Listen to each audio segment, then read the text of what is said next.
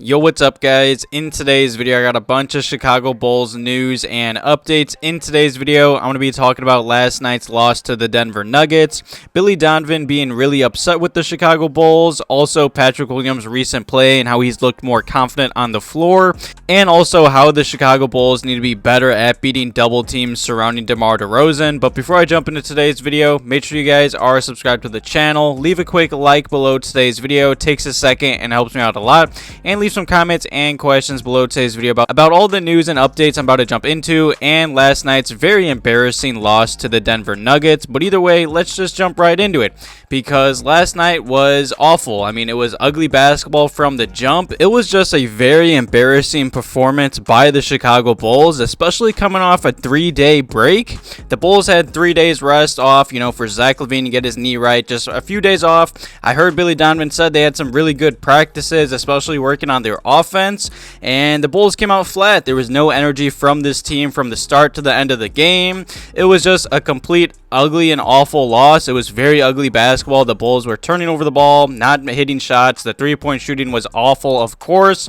The Chicago Bulls have now lost 4 of their last 5 games, and it's starting to be a problem, especially the slow starts from this Bulls team. I mean, I've talked about it in past videos, but this Bulls team is always coming out of the game slow and just with no energy, and then the Bulls bench comes in and they pretty much carry this load and pretty much just win this game and come back from behind, and they've been carrying this Bulls team to most of their W's. The Chicago Bulls are now 6-8. They lost every quarter to the Denver Nuggets, and it was just a brutal and ugly loss. The Bulls looked uninterested and just completely disjointed. It was really ugly to watch, and I'm really disappointed in this Bulls team. And post-game, Billy Donovan was upset as well, and he did say we had 3 days of no games. We should have been a fresh basketball team. He did call the Bulls' performance disappointing when asked about the slow start. And I do agree with Billy Donovan, but at the same time, this is kind of on you as well. The coaching has been really disappointing. I mean, I understand maybe a slow night here or there and maybe a back-to-back, but this Bulls team, they were pretty much playing back-to-backs to start this whole season.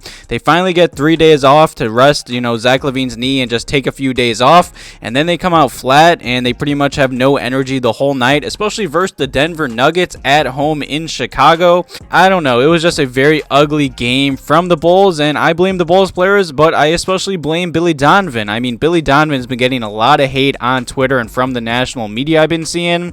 It wouldn't surprise me if the Bulls do fire him later in this season if these slow starts and losses start piling up. I mean, I see all over Twitter after every Bulls game, fire Billy Donovan, and at some point, you do have to wonder why this team regularly looks very unprepared and just sluggish to start games. I mean, I think Billy Donovan's a good coach, and honestly, probably better than most coaches on the open market right now, but is he getting the most out of this roster? I highly doubt that. It's just sad because I think we know when this Bulls team is confident and they're dialed in, and when they're playing a full 48 minutes, I think we know this team can be really well. And Bulls fans and this Bulls team can continue to use the excuse of, hey, when Lonzo Ball gets back, it will be better, the defense will be better, but at the end of the day, you can't do that. Who knows if Lonzo will even return this season, even though I do expect him to. Definitely leave some comments and questions below today's video about last night's poor effort from the Bulls. Billy Donovan's comments on the Bulls and their slow starts, I do believe it's on him and the Bulls players. I just hope they can work on these slow starts. Definitely leave some comments and questions below today's video about last night's rough L. And the next topic I wanted to talk about in today's video is just Patrick Williams' recent play. I mean, obviously, Michael Porter Jr. got the best of Patrick Williams last year, but in the first half and sometimes in the second half, the Bulls had some good flashes of activity from Patrick Williams. I mean, just in the first half, he did have 8 points, 4 rebounds, and he also had 1 steal and 1 block. He had an offensive rebound and putback over Michael Porter Jr., and he had a strong and 1 finish through Jamal Murray. Now, obviously, last night's game was ugly, but Patrick Williams, he's definitely looked more confident on the floor, and that's huge. And I think we all know Patrick Williams has been in his head, but these past few weeks, he's looked much more confident, and I think it's easy to tell on the floor. He's just been more active. I know Billy Donovan did say this in a post-game, that Patrick Williams doesn't need to drop 20 points on every night, and I agree. I'm happy just with 10 points. I mean, I'd be even happy with him only putting up 5 points, but as long as he gets about 7 or 5 rebounds, a few assists, a few steals, and a few blocks. I mean, Patrick Williams, he's 6'7". He has a 7-foot wingspan. He can overpower a lot of people in the NBA, and I feel like he's finally starting to understand that. I mean, these past few games, he has been averaging about a block or two a game. I mean, just versus the Nuggets last night, he had 1 steal and 2 blocks. Versus the Pelicans, I thought he played his best defensive performance of the season. He had 4 blocks and 1 steal. You know, I don't need Patrick Williams scoring 15 points on every given night. As long as he hits the open shots, he's active, getting steals, blocking shots, and just helping on rotations, I'm really happy with that. And especially in his past few games, you know, his minutes have been going up. And I know to start the season, he was only averaging about 10 to 15 minutes a night and sometimes getting benched in the second half of games. And for the past few Bulls games, he has been getting anywhere from mid-20s to high 20s or to low 30 minutes per night. And that's really good for Patrick Williams and the future of the Bulls, because I feel like when Patrick Williams plays good, the Bulls win most nights. And huge shout out to Daniel Greenberg for putting this tweet and stat out. Patrick Williams has scored 10 or more points in the last 6 of the Bulls' last 8 games, and he also has recorded 5 or more rebounds in each of the last 5 games. That's a very impressive stat. I believe Patrick Williams is the X factor for this Bulls team. As long as he continues to shoot and just play confident, I believe he's going to continue to develop and be a really good player for the Bulls for a long time. Definitely leave some comments and questions below today's video about Patrick Williams' recent play.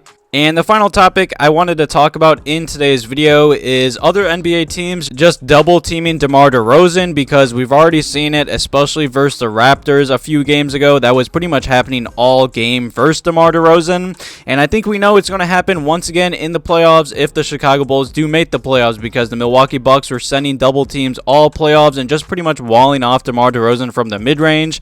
And they were just pretty much forcing the Bulls to shoot three-pointers. And NBA teams are going to continue to do that, because the Bulls are not a good three-point shooting team. DeMar DeRozan did talk about the consistent double teams, and he did say it's not frustrating at all because it's giving my team an advantage to be aggressive, get open shots, and somebody else make the next play. If we make a couple of those shots, it changes the dynamic of how they play me, and I agree. But at the end of the day, this Bulls team is not a good three-point shooting team, and they do not have a lot of good three-point shooters. Other than Zach and Lonzo, obviously Lonzo's out, this Bulls team does not have any good three-point shooters. I would love for our Torres and the Bulls front office to go out there, maybe make a minor trade or just cut Tony Bradley and sign a three-point shooter off the market. I hope the Bulls make some moves and add some three-point shooters. DeMar just can't continue to get double-teamed and the Bulls continue to miss wide-open three-pointers. Definitely leave some comments and questions below today's video about last night's tough L versus the Denver Nuggets. Obviously, Patrick Williams' recent play and how he's looked much more confident, and the Bulls' double-teaming problem on DeMar DeRozan and their three-point shooting problem. Thank you guys for all the love on the channel in the past few videos. I really do appreciate it. Thank you guys for watching today's video. Have a good one.